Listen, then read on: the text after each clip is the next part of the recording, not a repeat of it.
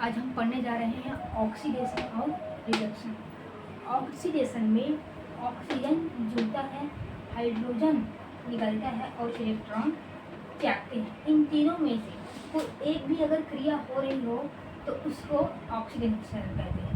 चाहे ऑक्सीजन जुड़े, हाइड्रोजन निकले या इलेक्ट्रॉन का त्याग हो, इन तीनों में से कोई एक भी अगर क्रिया होती है तो हम उसको ऑक्सीडेशन कहते हैं। तो उसको हम समीकरण के माध्यम से समझते हैं। जब कैल्शियम और ऑक्सीजन का क्रिया बने कैल्शियम ऑक्साइड, मतलब कैल्शियम के साथ ऑक्सीजन जुड़ रहा है, मतलब क्या बोलेंगे, कैल्शियम का ऑक्सीकरण हो रहा है। और दूसरे नियम के हिसाब से जब हाइड्रोजन निकले तब भी ऑक्सीकरण होता है। तो जो हाइड्रोजन सल्फाइड के जब हम ऑक्सीजन से क्रिया कराते हैं तो जो सल्फर से हाइड्रोजन अलग हो जाता है, मतलब हाइड्रोजन निकल जाता है, तो भी ये ऑक्सीकरण का क्रिया कराएगा। ठीक है। और जब तीसरे नियम के हिसाब से जब इलेक्ट्रॉन त्यागता है तो Zn है वो 2 इलेक्ट्रॉन त्याग के Zn2+ आयन बना ले। ये तीनों में से एक भी क्रिया अगर हो रही हो तो क्या कहेंगे कि ऑक्सीकरण हो रहा है। अब हम देखते हैं रिडक्शन।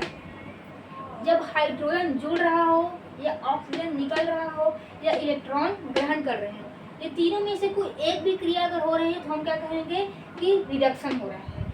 ऑक्सीडेशन से ठीक विपरीत होता है रिडक्शन। ठीक, तो इसमें देखते हैं जैसे कि पहले हम तीसरा नियम देख लेते हैं कि इलेक्ट्रॉन ग्रहण कर रहे हैं। ठीक है, तो जो Zn2+ यहाँ इलेक्ट्रॉन त्याग के Zn2+ आयन बना लिया था, वही यहाँ देखो Zn2+ है वो 2 इलेक्ट्रॉन ग्रहण करके Zn वापस Zn में बदल गए हैं। ठीक है।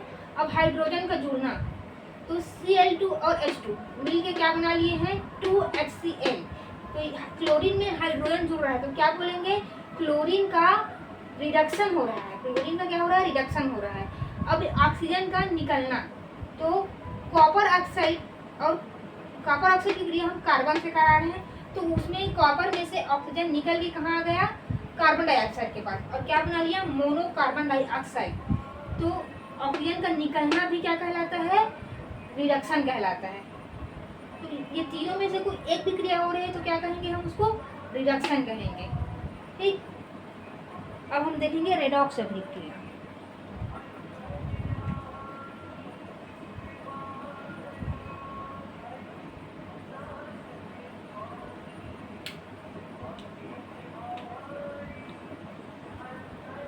कॉपर सल्फेट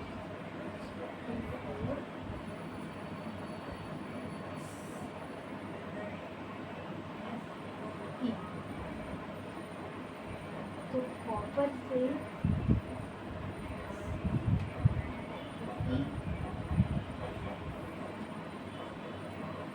अब इसमें ऑक्सीकरण और रिडक्शन दोनों साथ साथ हो रहा है।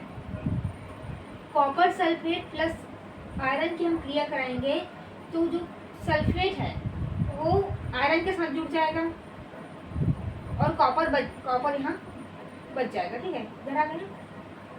तो ऑक्सीजन, सल्फेट के साथ ऑक्सीजन है तो आयरन के साथ जो सल्फेट यहाँ जुड़ा है तो हम कहेंगे कि आयरन का ऑक्सीकरण हो गया, लेकिन कॉपर से ऑक्सीजन निकल गया है तो क्या कहेंगे कि कॉपर का क्या हुआ है, रिडक्शन हुआ है। बोलेंगे क्या कहेंगे, कॉपर का रिडक्शन हो गया, क्योंकि ऑक्सीजन का निकलना रिडक्शन कहलाता है और ऑक्सीजन का जुड़ जाना ऑक्सीकरण कहलाता है। तो कॉपर से ऑक्सीजन निकल गया है इसलिए कहेंगे कॉपर का रिडक्शन हो गया, और आयरन के साथ ऑक्सीजन जुड़ गया इसलिए कहेंगे कि आयरन का ऑक्सीकरण हुआ है। और दोनों, जब ये दोनों अभिक्रिया ऑक्सीकरण और रिडक्शन एक साथ देखने मिलते हैं तो इसी को रेडॉक्स अभिक्रिया कहते हैं। क्या कहते हैं, रेडॉक्स अभिक्रिया।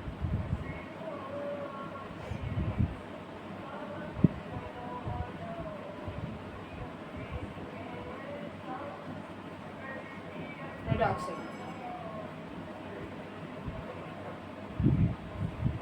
तो आई होप आप लोगों को समझ में आ गया होगा।